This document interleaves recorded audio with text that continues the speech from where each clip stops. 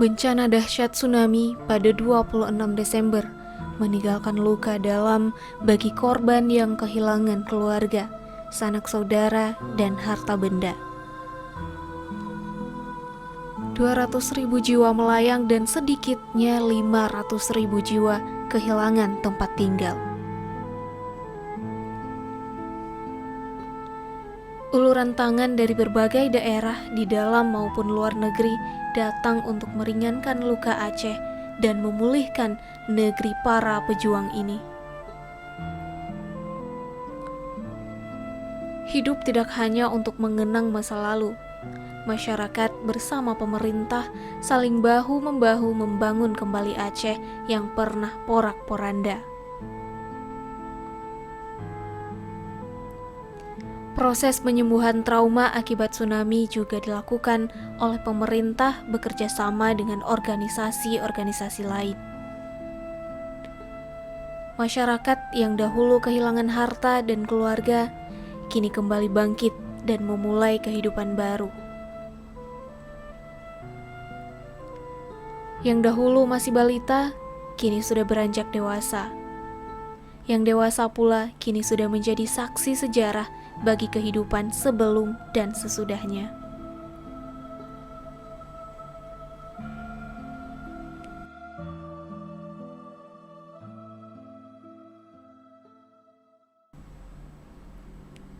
Rusmaidi Ramlan, 56 tahun, menjadi saksi hidup keganasan ombak tsunami yang menggulungnya 26 Desember 2004 lalu. Diri apung-apung tengah laut, baju nggak ada, celana training lah. Yang ada jam, masih ada jam. Dengan izin Allah, Edi diselamatkan oleh bot nelayan. Dengan tenaga yang masih tersisa, Edi juga turut menolong orang-orang lain yang membutuhkannya.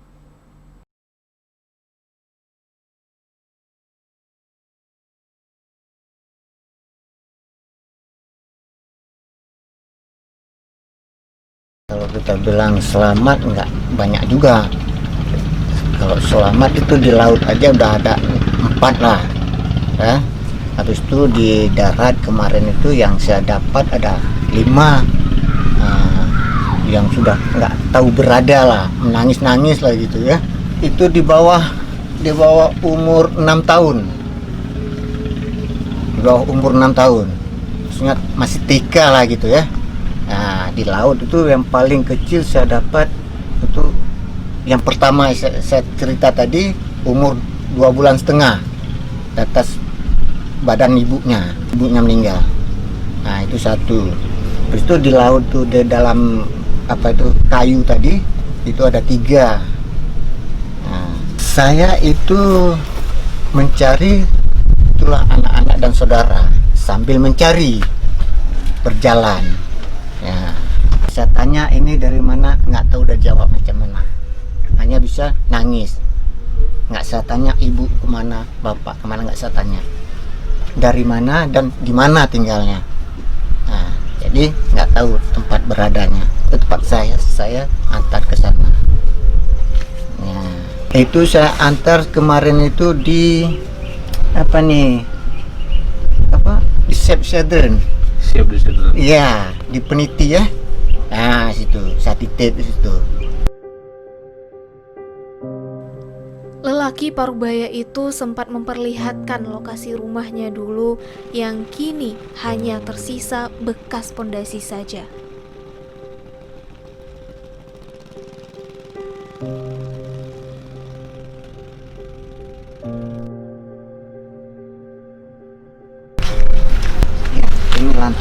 Ini lantai 2 nih sini.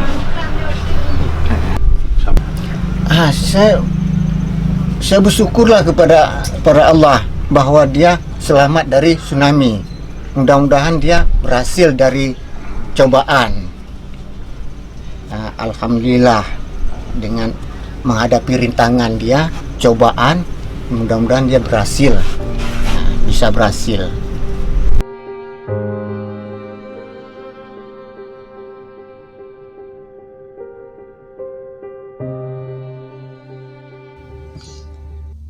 Di lokasi lain, tak jauh dari Gampong Aludah Tengoh, Banda Aceh, tempat Edi tinggal, terdapat Desa Lambung yang kini terkenal dengan kesuksesan warganya membangun kembali desa yang terdampak tsunami sangat parah. Karena orang tua ayah orang Lampung, dari nenek-nenek juga di Lampung gitu. Jadi ya kami balik ke kampung setelah tsunami. Diva Darmawan 19 tahun. Kini beranjak menjadi gadis dewasa dan berbakat. Nama saya Diva Darmawan, umurnya sekarang 19. Kegiatan sehari-hari kuliah atau ada nerima pesanan paling gambar gitu. Jadi kalau di kelas tuh lebih sering gambar di belakang buku, jadi mulai diseriusin gambar.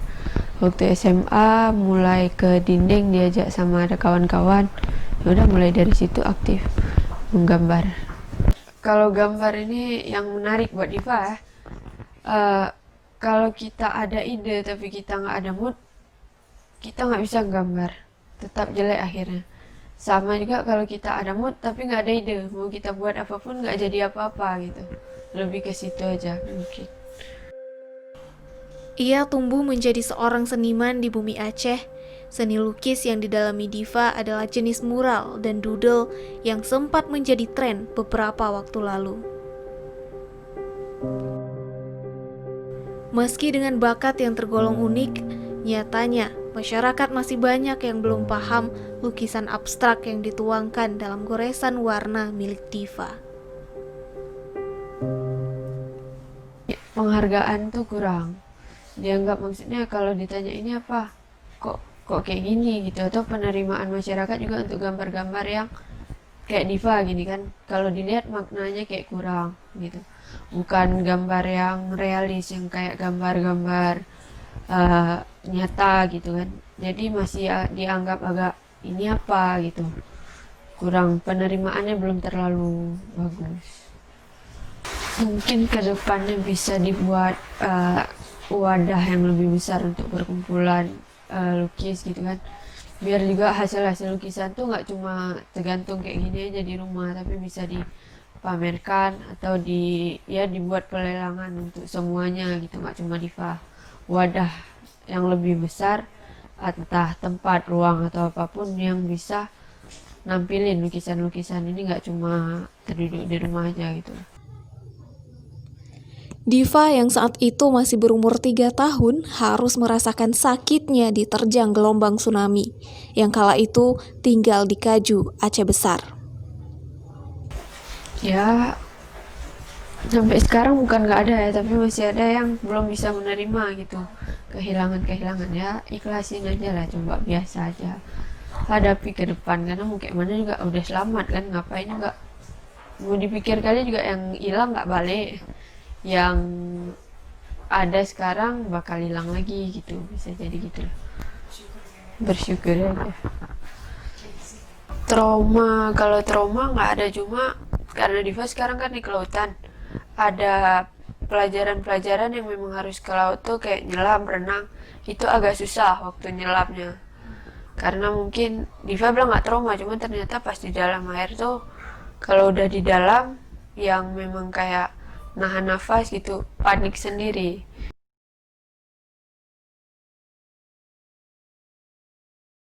Karena dulu Diva pernah kena tsunami, jadi pengen belajar tentang laut itu lebih dalam. Siapa tahu bisa jadi ahli.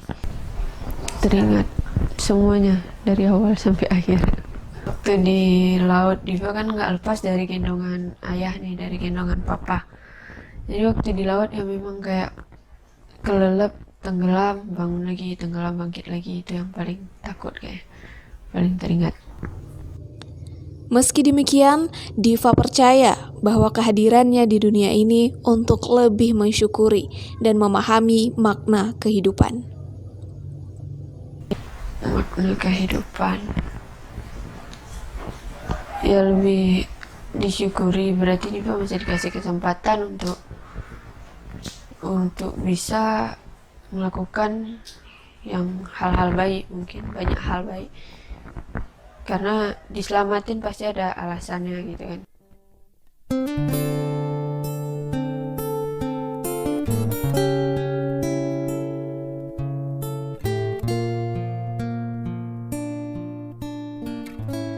Dr. Andes Zaidi M. Adan atau yang akrab disapa Zaidi merupakan salah satu korban tsunami di lokasi paling parah, yaitu Kampung Lambung. Nah, jadi kebetulan saya sampai ke sini, saya di laut. 8 orang kami yang di kapal saya itu, orang Kampung Lambung, selamat di laut gitu kan. Nah, jadi begitu pulang, sampai kami sore sini. Sampai sore, begitu kami pulang kampung, saya pertama gitu, begitu sampai kampung nggak sanggup lagi saya. Udah saya ambil batu satu, saya duduk di tangga teras yang ada 3 sisa. Saya mau bunuh diri waktu itu.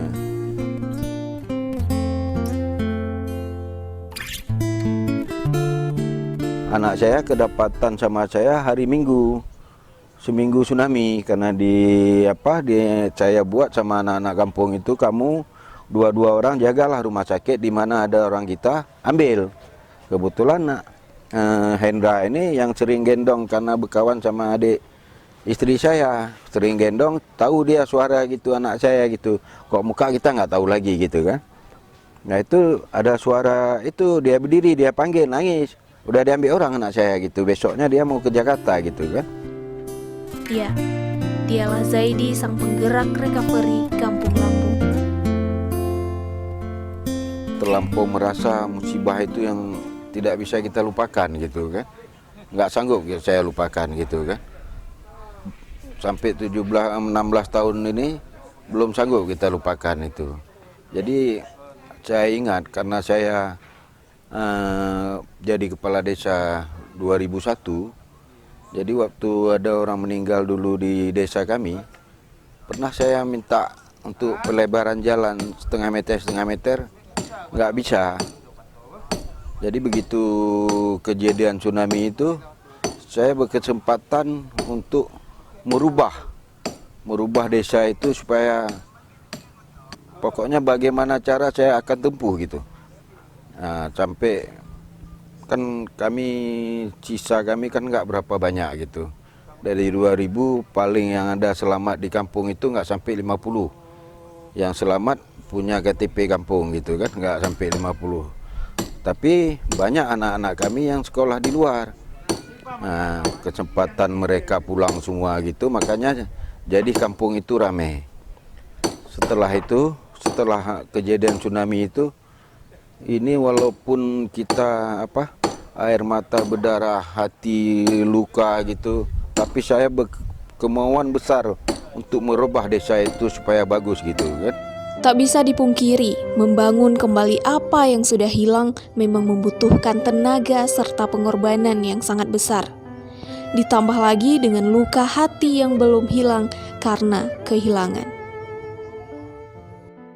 Sebenarnya waktu itu kok kita sangat berat gitu. Sangat berat kita untuk memulai ke yang baru yang kita bentuk itu sangat berat. Tapi kemauan saya sama yang lain ini kuat. Saya ada bawahan yang sangat fundamental kita bilang. Apapun dibilang orang, dia tetap lakukan yang saya suruh gitu kan. Waktu itu. Kok nggak akan jadi saya bandingkan sekarang gitu kan. Kok masalah dimanapun, jangankan masalah desa, masalah kita rumah tangga, 3 anak, 3 nggak sama berpikir sama kita gitu kan.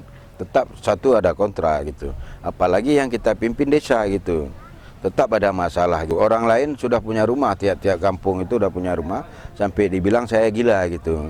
Nggak mau terima, padahal bukan, master plan-nya saya belum selesai. 2 tahun baru selesai, 2 tahun lebih selesai peta kita.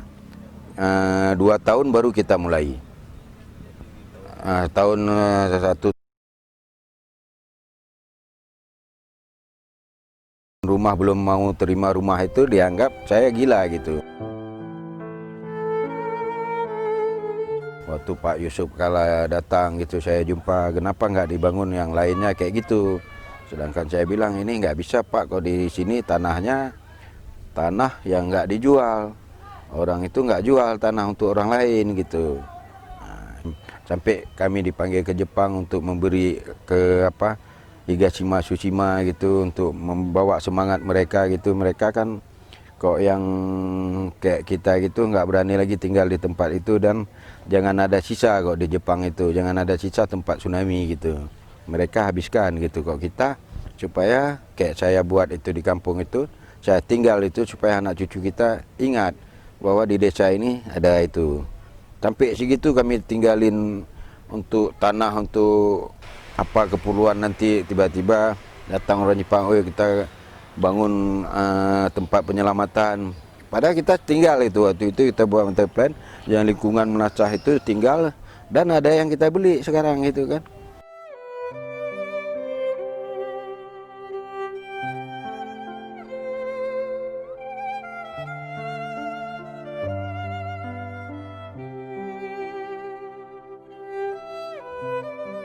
Lambung itu dari dulu adalah contoh pendidikan Kota Madia Banda Aceh. Nah, walaupun semua ibu-ibu dulu di Lambung itu punya kegiatan masing-masing, kaya miskin nggak nampak di situ, sama rata itu kehidupan Kampung Lambung sebelum tsunami itu sama rata.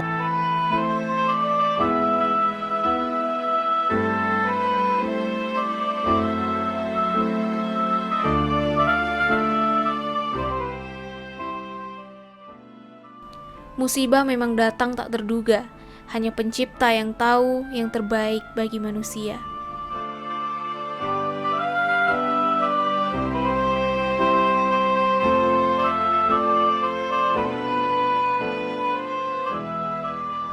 Rasa syukur dan pantang menyerah selalu menjadi kunci kehidupan setelah kesusahan.